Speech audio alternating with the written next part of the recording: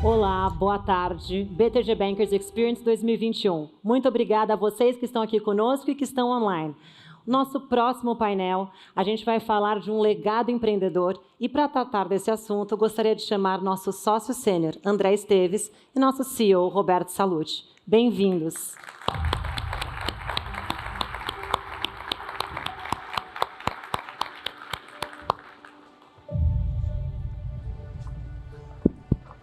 Boa tarde, uma honra estar com vocês aqui no BTG Bankers Experience.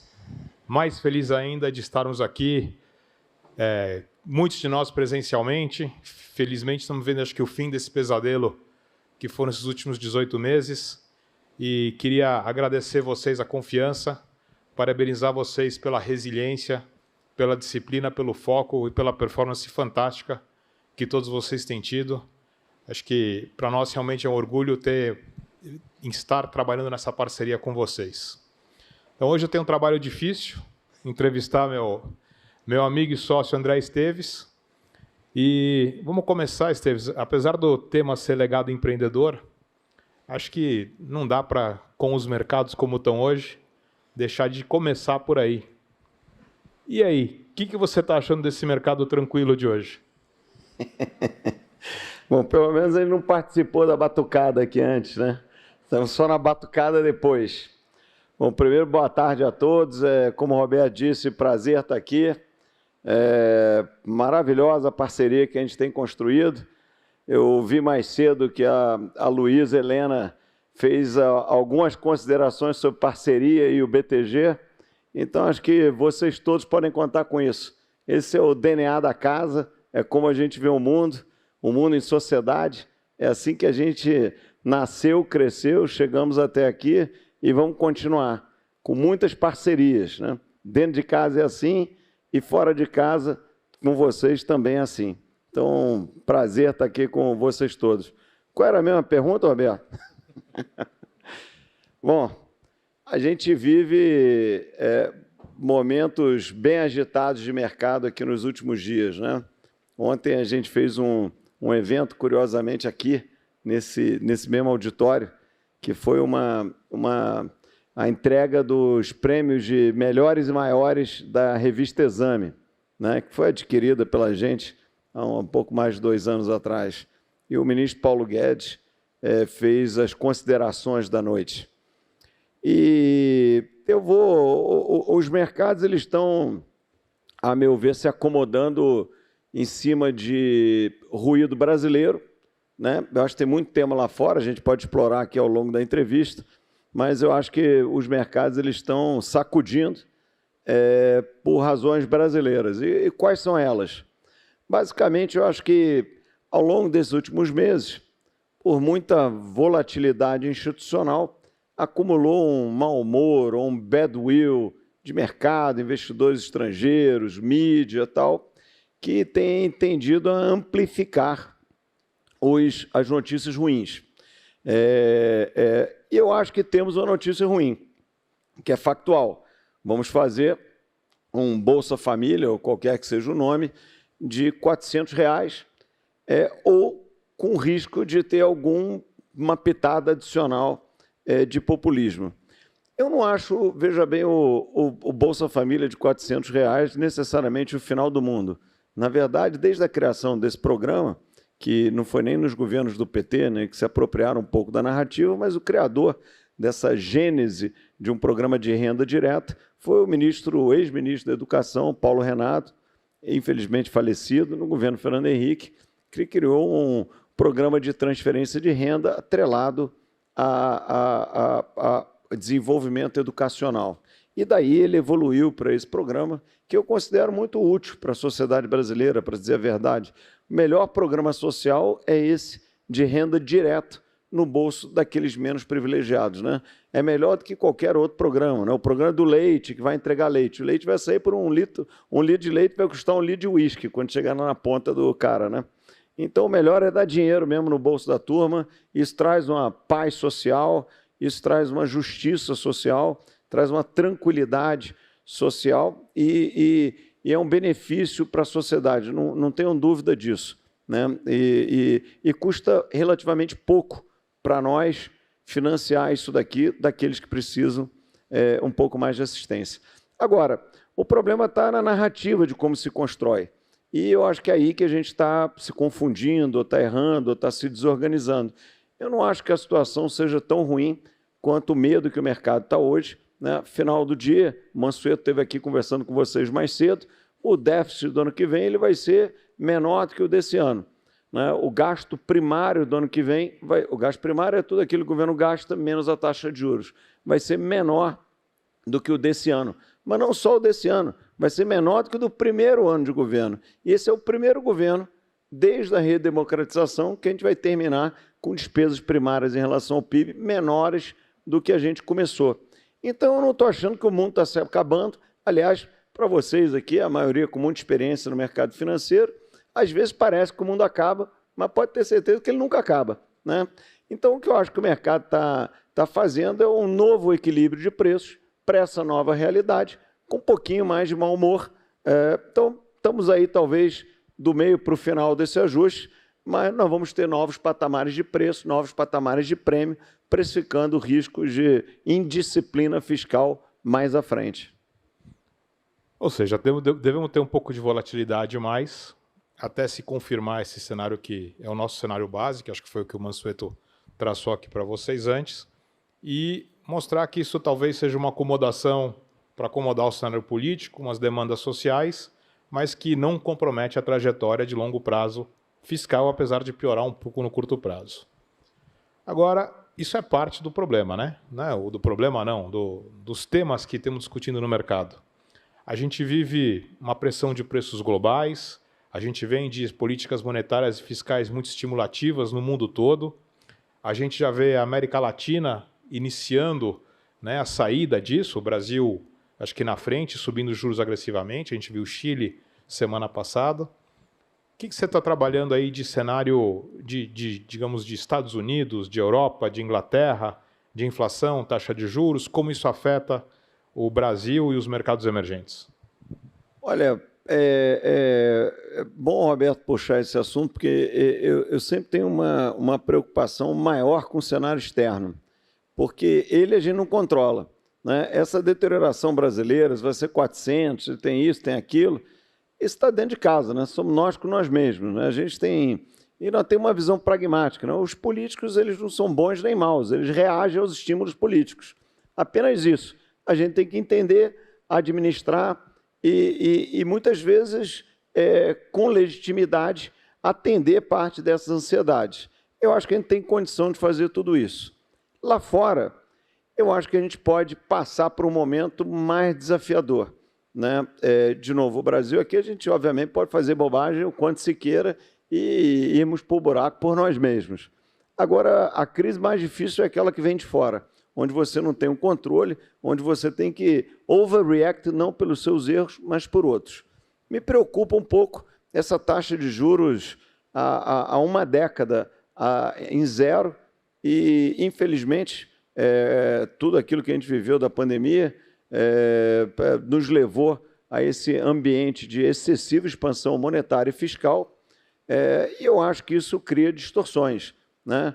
Eu olho, por exemplo, essa inflação global, né? Setembro foi o 4º mês seguido de inflação acima de 5 nos Estados Unidos. A inflação está perto de 6 na Alemanha, né? Tá acima de 5 na Inglaterra. Nesse contexto, até o Brasil, com 9%, está mais ou menos dentro de um parâmetro normal.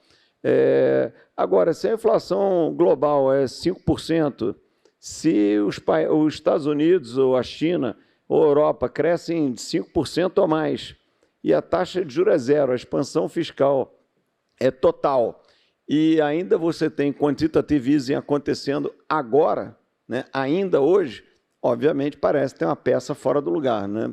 Parece que a gente está sendo excessivamente agressivo no suporte aos mercados e às economias. Eu acho que a festa está chegando num ponto que todo mundo está dançando em cima da mesa, o pessoal já bebeu demais, está precisando chegar alguém, baixar um pouquinho a música, acender um pouquinho a luz, dar uma rodada de glicose, porque o pessoal está animado demais. Então, os bancos centrais não estão agindo e a festa está pegando fogo. Daqui a pouco alguém taca fogo no negócio, porque está animado demais. Então, eu estou um pouquinho preocupado. eu acho que está na hora de alguém com estrela no peito entrar um xerife nesse salão, que significa puxar um pouco a política monetária, segurar a política fiscal, parar com esse quantitative easing o mais rápido que puder, porque eu acho que requer uma disciplina. E por que disso, né? Vocês estão vendo aqui um disruption de cadeias produtivas globais. Vocês estão vendo uma coisa não necessariamente relacionada a isso, mas uma crise de energia também global. Falta carvão na Índia, falta carvão na China, falta gás natural na Europa, o petróleo é $86, isso porque a gente não chegou no inverno americano, que o estoque de gás natural nos Estados Unidos está muito, muito fino. Se tiver um inverno forte, aí a crise vai mudar de patamar na energética. Ora, está mais do que na hora, nós aqui somos educados num país de política monetária muito ativa, né? Estamos aí, nosso Banco Central, um dos pioneiros a apertar corretamente a política monetária. O que a gente está vivendo é um livro-texto, um choque de oferta, cuja resposta livro-texto é você reduzir um pouco a demanda para isso tudo dar uma equilibrada. Mas estamos um pouquinho atrasados em relação a isso, a gente pode discutir depois por quê. Isso está me preocupando um pouco. Então, se nosso cenário base estiver correto, o Brasil vai continuar subindo juros, vai buscar essa acomodação ao novo cenário fiscal, e quando tiver, provavelmente no final desse ciclo, a gente vai começar a ver um aperto de ciclo monetário lá fora. Isso, como a gente já viu várias vezes na nossa carreira, né? Desde que a gente está junto, a gente já viveu crise do México, crise da Ásia, crise da Rússia, a desvalorização no Brasil, default da Argentina, primeira bolha dos Nasdaq, 11 de setembro, eleição de 2002, subprime, por aí vai. Né? Antes a gente fala de como os empreendedores devem pensar nesse cenário desafiador, só para quem nos assiste, para quem tem portfólios de curto prazo, e o que você está vendo? Como se posicionar, como mudar o seu portfólio, o que aproveitar desse deslocamento de preços que a gente tem tido? A primeira coisa, quando tem fortes deslocamentos de preço, é não ficar muito emocionado, né? Os preços vão, vêm, tem volatilidade e tal. Agora, por outro lado, também é bom ser racional. Na hora que você tem LCAs, LCIs de bancos de primeira linha, pagando mais de 11% por 3 anos, por exemplo, parece um bom produto, né? Então, eu acho que tem movimentos que podem ser feitos, que são readequações aos portfólios.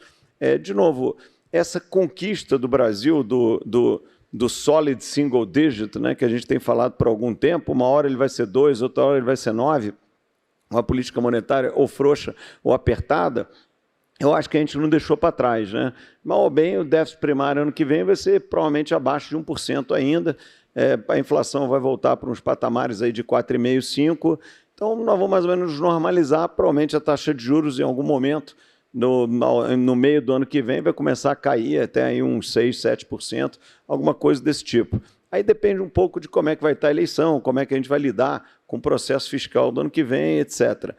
Eu acho que a discussão crítica é a que a gente está vivendo agora, né? Essa combinação de PEC de precatórios, orçamento do ano que vem, Bolsa Família. Na hora que a gente passar isso aqui, nós vamos ter uma certa tranquilidade. Num novo nível de preço. Pode ser que a taxa de juros de médio prazo esteja em 12, a Bolsa esteja em 100 mil pontos, o dólar esteja em 5,70, pode ser que esse seja um novo patamar de preço. Agora, eu não acho que o que vocês discutiram com seus clientes ao longo do tempo, que é um portfólio um pouco mais diversificado, um pouco mais de exposição em equities, alguns com alguma exposição internacional, alongar um pouquinho o duration, isso tenha perdido validade. Eu acho que isso não perdeu validade. Eu acho que o mercado, ele aqui no Brasil, ele mudou de patamar, de profundidade. Você tem companhias sensacionais emitindo ações, você tem companhias sensacionais emitindo títulos de dívida, e eu acho que o segredo, como sempre, é você diversificar, você ter um pouquinho em cada lugar, obviamente com juro muito mais alto. Os produtos atrelados a juros, sejam fundos, sejam papéis incentivados, eles devem ganhar um naco maior do portfólio. Agora, eu manteria a tese de diversificação, fazendo esse rebalanceamento, e a única coisa que eu acho que deve ser evitado, aumentou a volatilidade, você tem que tomar cuidado com a alavancagem, né? Então, acho que eu seria aqui muito cauteloso com a alavancagem, que é o perigoso em finanças, né? Quando você constrói um portfólio, o cara que quebra investindo em mercado é aquele que se endividou para fazer isso, ou seja, se alavancou para fazer isso. Então, acho que a recomendação aqui é um pouquinho menos de emoção, pouco ou nenhuma alavancagem e manter uma saudável diversificação, andando um pouquinho mais na direção de produtos que paguem juros, dado o tamanho dos juros que está aqui no Brasil e o que daqui a pouco vai acontecer lá fora, né? E, Esteves, todo mundo que está aqui com a gente no auditório resolveu seguir uma caminhada mais empreendedora, né? Estão com seus negócios, com seus desafios, decidiram realmente ter uma carreira onde tem os riscos, mas também tem os upsides, os benefícios. A gente já vem empreendendo junto há muitos anos, acho que você virou sócio do banco em 92, eu virei em 98, e como a gente falou aqui, a gente viveu vários ciclos. E acho que dá para a gente falar que cada crise que apareceu, a gente saiu melhor. A gente saiu mais forte, saiu com uma melhor posição de mercado, se não ganhamos mercado naquele momento, saímos pronto para ter crescimento e ganhar mercado logo em seguida. A gente vive novamente um cenário desses desafiadores aqui no curto prazo. O que você recomendaria aqui para a turma, que é o que a gente está adotando no banco? Bom, eu virei sócio em 93, na verdade, merecia ter virado em 92, mas virei em 93. Já você... Eu sei como é isso. Você teve um chefe mais generoso, você virou em 98 e merecia ali no ano que você mereceu. Parabéns, né? Apesar disso, nunca tive um bônus justo, né? Apesar do bom trabalho, né? Você sabe que lá no banco o sujeito ele vai crescendo e aí todo mundo quer ir para o comitê executivo, né? Recentemente o Flora foi. E aí quando o cara chega lá no comitê executivo é aquela conquista, aquela alegria. Aí a gente começa a dar a notícia real. Fala, aqui no comitê executivo, quando a gente tem que pagar bônus para a galera e o negócio está meio apertado, a gente reduz o nosso. Aí o cara, legal, vem para cá. Tal. A ação é isso aqui mesmo, que tem que dar uma ação para a turma. Tal. Legal. Tal. Quando termina o texto da explicação do que é o comitê, o cara quer ir embora, né? Do comitê. Mas, na verdade, todo mundo fica. Então, é isso aí. O Roberto já vem ganhando bônus injustos há muito tempo, mas está aí, de CEO do banco. Falando de empreendedorismo, não existe nada mais gratificante que a nossa carreira, que é de empreendedor. A gente está vindo no carro aqui, conversando um pouco algumas ideias, alguns movimentos que a gente quer fazer. Não existe nada mais legal do que isso. Você ser dono do seu destino, você testar suas hipóteses, você trabalhar com afinco e, principalmente, às vezes você chega cansado em casa, ver a realização daquilo que você fez, né? Então, nessas horas de crise, o empreendedor deve empreender, que é aquilo que ele sabe fazer. Como eu disse aqui, deixar um pouquinho da emoção de lado, tem momento bom, momento ruim. Agora, geralmente, a crise é uma oportunidade para algum movimento, alguma coisa que você estava adiando fazer, seja ela cortar alguma coisa que precisava cortar, seja ela avançar em algum lugar que antes estava caro, de repente ficou mais barato para você fazer. Então, como o Roberto disse, a gente no banco sempre olhou crises com muito cuidado, né? Obviamente que a prioridade número 1 é administrar seus riscos, né? Agora, a prioridade número 2 é você olhar e falar, opa, uma vez os riscos administrados, os exposures contornados, a situação dominada, é olhar aonde tem oportunidade, porque, invariavelmente, oportunidades aparecem nas crises. Então, acho que a minha recomendação é simples, para o empreendedor, na crise, empreenda, que, em geral, paga. E outra coisa, a gente também tem um ditado interno que a gente gosta muito, as melhores decisões que a gente toma são aquelas que você não está com aquele 100% de certeza. Pelo contrário, quando começa todo mundo convencido do negócio, eu já penso assim, puta, cara, vamos fazer uma bobagem. Então, não tenha medo de alguma incerteza. O bom empreendedor, ele naturalmente erra. mas ele acerta mais do que erra, que é o que interessa no final do dia, né? A gente tem um ótimo track record de trade no banco, mas a gente acerta 2/3 dos movimentos no máximo. Ou seja, erra muito, né? De cada 3 vezes que você faz uma ideia que você está convencido, você erra uma. É muito erro.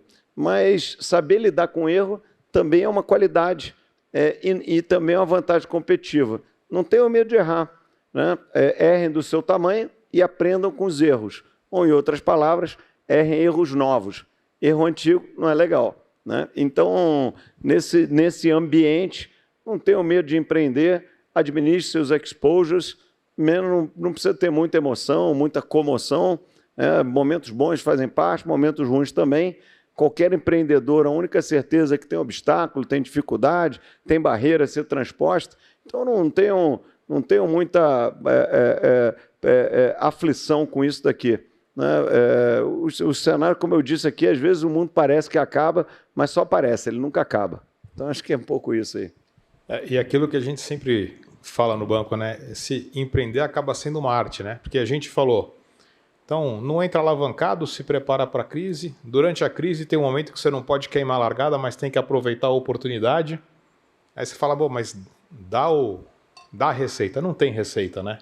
É um misto de conhecimento acumulado, é um misto de você tentar fazer uma análise fria, de você sempre se botar numa situação que se você estiver errado, tudo bem, você pode absorver aquele erro. Acho que isso, se você perguntar ao longo da nossa história, acho que esse é sempre mais importante. E se nós estivermos errado? A gente vai estar. Tudo bem, pode ser uma linha de negócio ruim, você ficar chateado, mas não vai mudar a direção empresarial de onde nós estamos indo.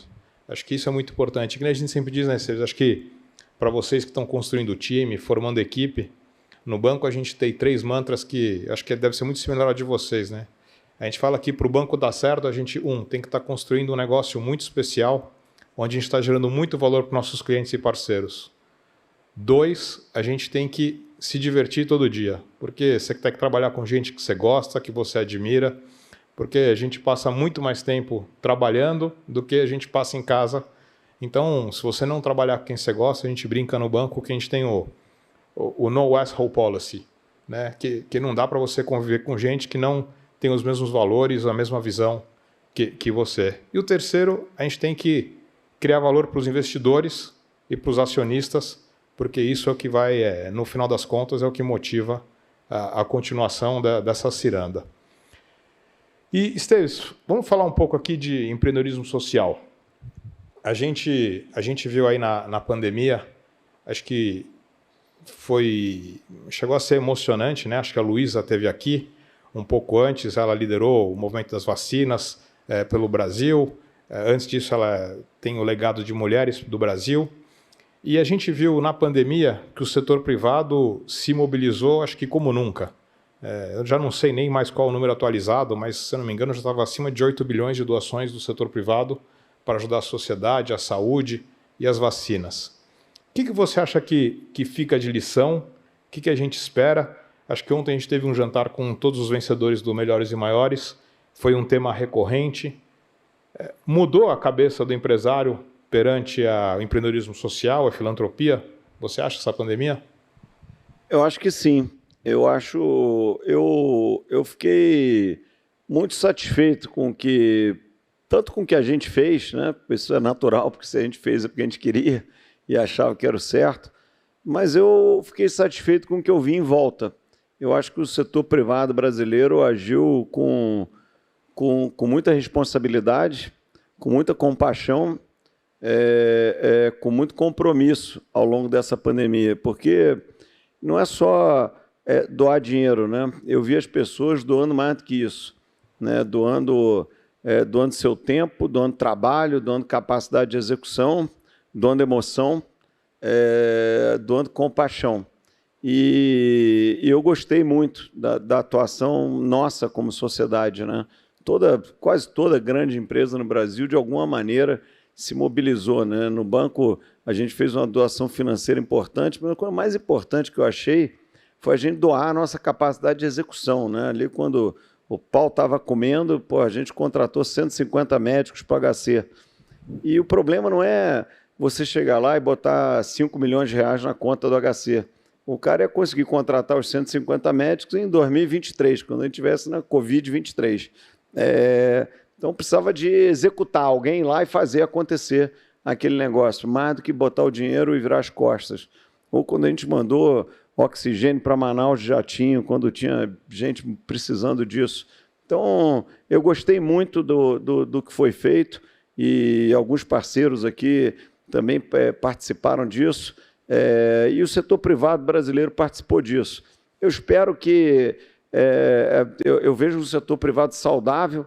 Na verdade, a sua primeira pergunta, né, de cenário, e lembrando da noite de ontem, que foi a nossa entrega de prêmios aqui nesse palco, dá muita alegria de ver o Brasil, que a Exame narra todo mês, né, o copo cheio do Brasil, o Brasil que funciona, esse Brasil S.A. sensacional, cheio de empresa de classe mundial, performando em qualquer cenário. Isso que me mantém um otimismo de longo prazo com o Brasil. É a qualidade do nosso setor privado, cada vez menos dependente do setor público e que continue assim, né? Nós todos aqui crescemos e nascemos no setor privado e precisamos de um Estado saudável, pequeno, que não tente empreender porque vai fazer besteira, apenas regule e faça as coisas funcionarem para a gente ir lá e contar a nossa história nos diversos setores. Então, acho que uma face desse Brasil arrumado, desse Brasil S.A. que dá certo, desse motivante copo meio cheio, eu acho que é a transformação filantrópica do Brasil. Então, eu acho sim que a pandemia foi um marco e eu estou vendo um grau de responsabilidade em toda grande companhia muito maior do que era 5, 10 anos atrás. E espero que assim continue e assim se desenvolva. E, recentemente, acho que a sua família anunciou a doação de 200 milhões de reais para o Intel, para o Instituto de Tecnologia e Liderança. Eu admiro muito o chairman do Instituto, que é o Roberto. Eu vou contar um segredo para vocês. Eu falei para o Esteves, estamos com esse projeto aqui, eu vou ter que gastar um tempo aqui, porque acho que é fundamental para o país, vou me dedicar a ele. Então, vou ter que trabalhar um pouco menos no banco para focar nisso. Não, fica tranquilo que é o banco, mas você segue trabalhando. Então, vai sair mais barato. Mas conta um pouco aí o que te motivou a fazer esse gesto, acho que serve de exemplo para muita gente, né? A gente viu já muita gente doando bolsas, muita gente falando com a gente de montar outros campi pelo Brasil. Então, fala um pouco o que te motivou e depois a gente pode explicar um pouco o projeto, talvez a gente, na parte de perguntas. Só uma curiosidade, por acaso, hoje o Rubens Ometo me ligou de manhã, eu me esqueci até de falar, dizendo que ele quer abrir uma faculdade igualzinha a nossa. Então, ele queria receber umas dicas igual a nossa faculdade. Falou, não tem problema nenhum, quanto mais melhor. A gente criou aqui, juntos, eu, Roberto, mais sócios do banco, essa faculdade voltada para a tecnologia, que chama Intel, que é Instituto de Tecnologia e Liderança. Ele nasceu do inconformismo nosso, né? Nós fomos primeiro um time nosso foi rodar lá pelo Silicon Valley e visitando um grande venture capitalist lá, perguntaram se o cara ia investir no Brasil, e o cara falou, olha, investir no Brasil eu não vou não, porque falta engenheiro no Brasil, e as empresas vão ter um gargalo de crescimento. Pô, nós ficamos um pouco reflexivos, curiosos, inconformados com essa resposta. E 6 meses depois, nós estávamos numa conferência do Brasil at Silicon Valley, lá em Stanford, e estava eu, o Roberto, na plateia, e esse cara estava no palco sendo entrevistado num evento brasileiro, né? E alguém foi e perguntou para ele, pô, mas e aí, estamos aqui no evento brasileiro, essa é um sócio da Sequoia, né, que é o maior venture capital do mundo. Pô, e aí, vocês vão investir no Brasil? O cara, o Brasil, gosto muito do Brasil, mas não vou investir, não. Porra, por que você não vai investir? Não, porque vai faltar engenheiro. E, pô, a gente voltou para casa perturbado um pouco com aquilo e decidimos fazer uma coisa. E eu acho que decidimos criar uma escola de inteligência, de excelência, focada em tecnologia, que seja da mesma classe das melhores escolas mundiais, né? A gente usa o MIT de exemplo, mas pode usar várias, mas fazer esse negócio aqui no Brasil. Né? A gente tem tantas empresas de classe mundial, vamos fazer uma escola de tecnologia de classe mundial. Então, é aprendizado por projeto, 2 professores por sala de aula, média salarial 3 vezes acima da indústria, um negócio muito, muito focado em excelência.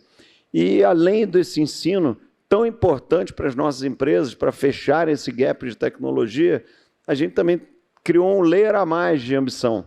Né? É por isso que chama tecnologia e liderança. A gente tem uma ambição de formar líderes, uma ambição de formar cidadãos. Então, além de ensinar tecnologia, nós vamos ensinar que não existe desenvolvimento sem sustentabilidade, não existe sociedade saudável sem Estado de Direito e, principalmente, que a riqueza ela é exclusivamente fruto do trabalho.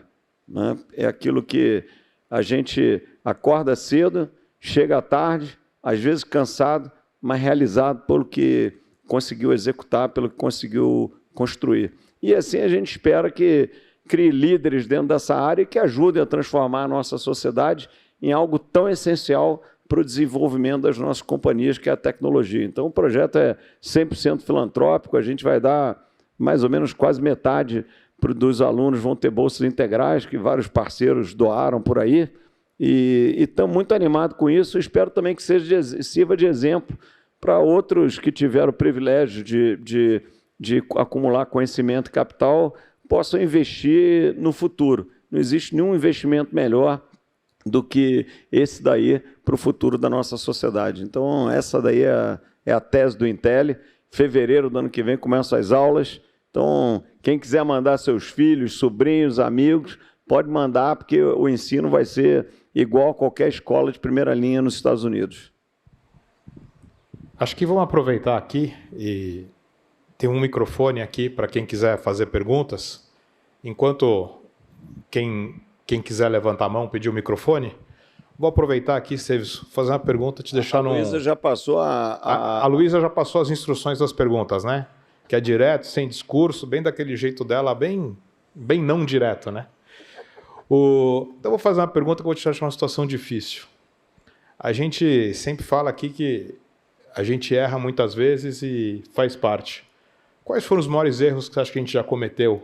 Qual foi o maior ou os maiores erros que a gente já cometeu para a gente passar para a turma, para eles aprenderem com um pouco da nossa experiência?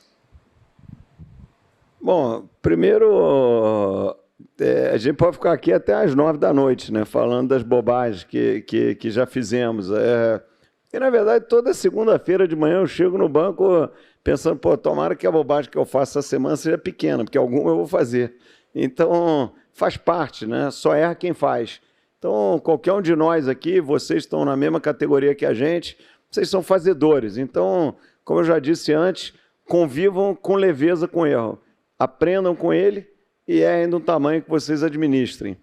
Agora, às vezes você faz bobagens que podem fugir do controle, né? Tipo quando a gente vendeu o banco para o UBS. Então, eu acho que, apesar da transação ter sido sensacional, tal, e a gente ter um desejo de se globalizar, que foi muito útil para o que o banco é hoje, né? A gente se educou muito com tudo que a gente aprendeu, mas talvez a gente tenha sido um pouco ingênuo de achar que podia tocar um negócio maior, mantendo a nossa cultura, mantendo o nosso espírito e tal.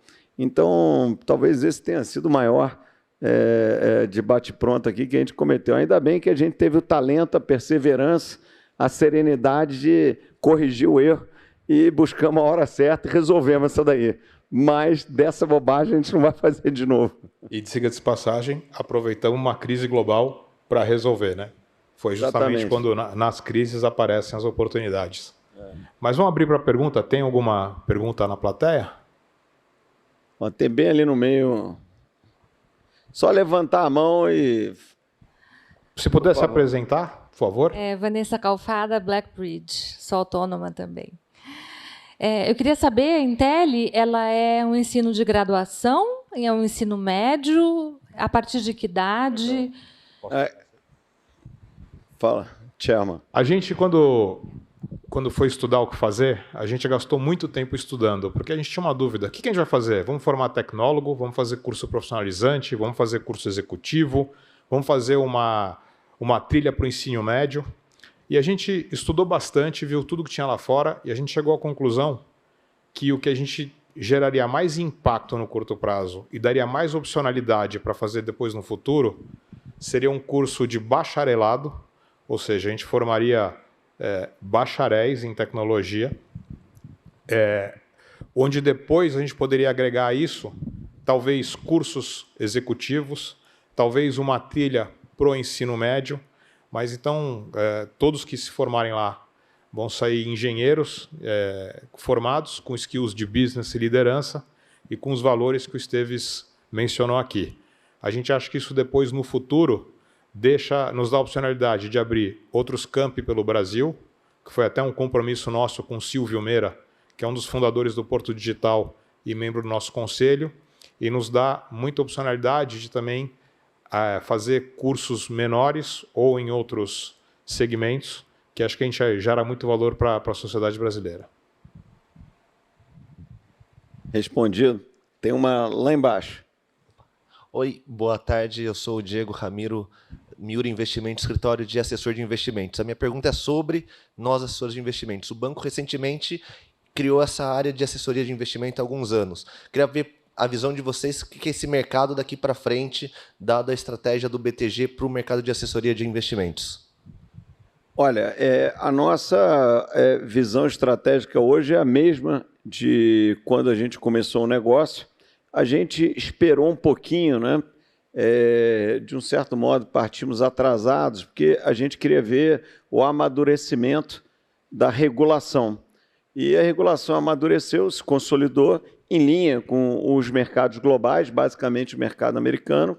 E quando a gente sentiu que o ambiente regulatório estava pronto, a gente, no nosso estilo, partiu para montar rapidamente o que eu considero hoje a rede de melhor qualidade aqui no Brasil, que são vocês.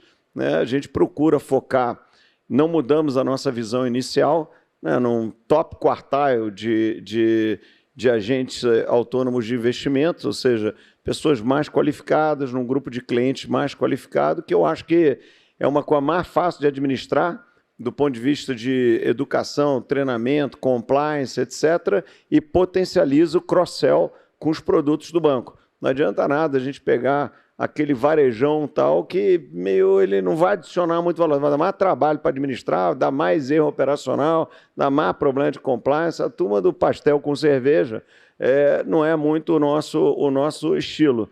Então, a gente tende a ter uma rede que é um pouco menor, talvez, do que a maior existente, em quantidade, mas certamente vai ser muito melhor em qualidade. E é isso aqui que a gente está focado, vocês são um exemplo disso, nós vamos continuar crescendo, o mercado vai continuar crescendo, né? Eu acho que existe uma enorme atratividade na ideia do agente autônomo de investimento, é uma demanda natural, né? A gente olha como se desenvolveu o mercado americano, nós estamos indo exatamente naquela mesma direção. Acho que é uma oportunidade sensacional para vocês todos aqui nos assistindo, e uma ótima para a gente, que amplia a nossa oferta de produto de uma maneira mais leve, mais simples, mais aguerrida e mais qualificada do que as grandes redes de agência bancária. Então, nós estamos animadíssimos com o que a gente concebeu, com o que a gente está executando e com o que a gente está vendo no futuro de curto, médio e longo prazo. Aqui, vamos embora. Marcelo Vieira, da LV Consultoria. A gente está engatinhando ainda no Brasil com o mercado de capitais, comparado com os países do exterior, e a gente está vendo aí algumas mudanças significativas aí se desenhando no cenário fiscal do Brasil. É água no chope? Olha, o chope às vezes sempre pode ficar meio aguadinho, né? Mas não vai terminar a festa, não. Eu acho que, veja bem, a gente sofre diversas transformações ao mesmo tempo, né? Você citou o desenvolvimento do mercado de capitais brasileiro. Tem uma coisa que nada tem a ver com o Brasil, mas é uma evolução, uma transformação da natureza da intermediação financeira. Hoje, o pão com manteiga do financiamento corporativo se dá via mercado de capitais. Então, o job description de um grande banco americano, há 20 anos atrás, era emitir um CD e fazer um loan. Hoje, dar um advice para uma companhia que vai emitir um security, que vai ser distribuído a um grupo de investidores, que vai ser, depois vai research esse security, market make esse security e, eventualmente, ele vai dar um bridge loan para aquela empresa ou vai dar uma alavancagem para aquele investidor. Então, a natureza da intermediação financeira mudou e caminhou na nossa direção, onde a gente tem o maior market share, o maior expertise, maior liderança, maior conhecimento, maior track record. Isso é muito bom.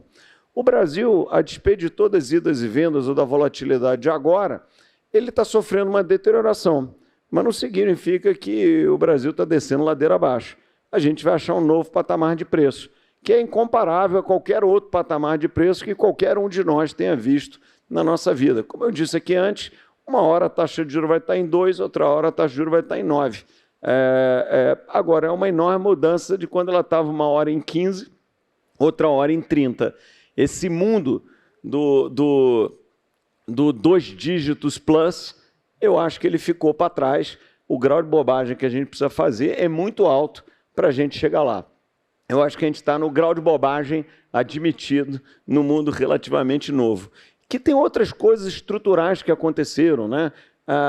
O fim dos subsídios excessivos do BNDES, coisas que foram sendo corrigidas ao longo do tempo, que melhoraram muito, né? O Brasil hoje não tem dívida externa. Na verdade, o Brasil é long dollars, né? A dívida externa é menor do que as reservas cambiais, ou seja, quando o dólar desvaloriza, a dívida pública cai. O BNDES não tem mais subsídio, ele empresta a níveis parecidos com o mercado de capitais, o que, obviamente, floresceu o mercado de capitais. A gente fez uma reforma super estruturante da Previdência, de mais de 1,2 trilhões, coisa que ninguém aqui imaginava que a gente ia fazer, e outros países tentaram com governos populares e não conseguiram, por exemplo, a França. Então, eu acho que a gente conseguiu andar para frente. Se você pensar nos últimos 5 anos, né, olhando ainda o governo de transição do presidente Temer, nós fizemos uma reforma trabalhista muito boa, nós fizemos uma reforma da Previdência sensacional, nós fizemos o que eu falei dessa revolução do BNDES com a criação da TLP, nós fizemos algumas reformas microeconômicas importantíssimas, a nova lei do gás, a lei do saneamento, que está promovendo uma enorme privatização de tudo que a municipalidade no Brasil vai vender seu saneamento. Nós fizemos inúmeras concessões, nós temos agora um Banco Central independente, nós mudamos o framework fiscal dos estados e municípios através da PEC emergencial no início do ano. Então, acho que a gente evoluiu bastante para o lado certo. Então, a gente está vendo volatilidade de preço, como vai ter também nos Estados Unidos daqui a pouco. Então, eu vejo como parte do jogo, não estou vendo nenhuma mudança estrutural que mude o rumo da nossa visão aqui de oportunidade. Acho que só complementando, né, Sérgio, o que a gente está vendo aqui, o mercado de capitais segue crescendo. O que talvez no curto prazo ele vai ser mais focado na renda fixa, no mercado de crédito, e menos no mercado de renda variável. Mas ele segue o caminho do mercado de capitais e dos investimentos saindo dos grandes bancos, onde você tem gerentes generalistas, e caminhando para plataformas como a de vocês, onde você tem um aconselhamento especializado, de conhecimento e personalizado. Acho que essas tendências são seculares. A gente acha que a gente está nos primeiros anos do que vai continuar por décadas. Então você tem o ciclo, onde talvez é mais renda variável, outra mais renda fixa, mais crédito, menos crédito, mas acho que essa tendência secular de busca por aconselhamento mais especializado, plataformas digitais para aumentar a oferta, a qualidade do serviço, vai seguir ano após ano. Só para corroborar o que o Roberto acabou de falar, muito provavelmente no quarto tri não vai ter nenhum IPO. Por outro lado, só o BTG, nós estamos fazendo a maior quantidade de ofertas, mas só o BTG vai fazer 42 emissões de DCM, né? Debt Capital Markets, que vocês vão distribuir. Debêntures de infraestrutura, debêntures simples, desde coisas com 3 anos de prazo a 20 anos de prazo. Então, só mudou um pouco o número do jogo, mas saiu da renda variável, que, por outro lado, no primeiro trimestre tivemos uma série de IPOs follow-ons, para um jogo mais de renda fixa. Como eu disse aqui, se você imaginasse que a gente ia coordenar 42 operações de dívida em um trimestre, E com toda essa volatilidade, elas vão sair porque o cliente, ao contrário, ele está querendo esse papel. Vocês todos estão sentindo aí que a turma está querendo. Ontem foi o recorde nosso da história de venda de LCA e LCI, lá no BTG, né? Por outro lado, nós não estamos recomendando nenhum cliente que está pronto para abrir o capital agora, porque a bolsa está oscilando, tem muita volatilidade. Então, o cara que quer vender tem medo de vender barato, o cara que quer comprar tem medo de comprar caro, não está na hora de fazer isso. Você segura um pouco e lá na frente você vai entregar esse produto. E vamos para o outro produto, que é o produto que a turma está realocando, que é os produtos de renda fixa, um pouquinho mais no curto prazo, ali numa LCA, numa LCI, num fundo mais ligado à taxa de juros, e no mais longo prazo, uma debênture de infraestrutura de uma boa empresa que ainda tem um spreadzinho de crédito. Então, só mudou o ciclo e cabe a nós, como bons assessores, explicar isso para os nossos clientes e mexer nos portfólios nessa direção, né? Acho que aqui o tempo está acabando, mas dá tempo para mais uma pergunta, né? Pergunta do online que eu queria fazer, aproveitando que a gente está ao vivo. Então, chegou aqui do chat online. Depois a gente pode pegar mais uma da Então, plateia. vamos ser justos, porque o senhor está esperando. Você faz a pergunta, ele faz a pergunta e a gente junta a resposta das duas, tá bom? Combinado. A do online é sobre Intel. Eles estão perguntando como é que vocês vão garantir que vocês vão conseguir manter os formados aqui no Brasil, ou pelo menos atrair e tentar mantê-los. Boa tarde, senhores. Aqui é o Jader, da Ibotirama.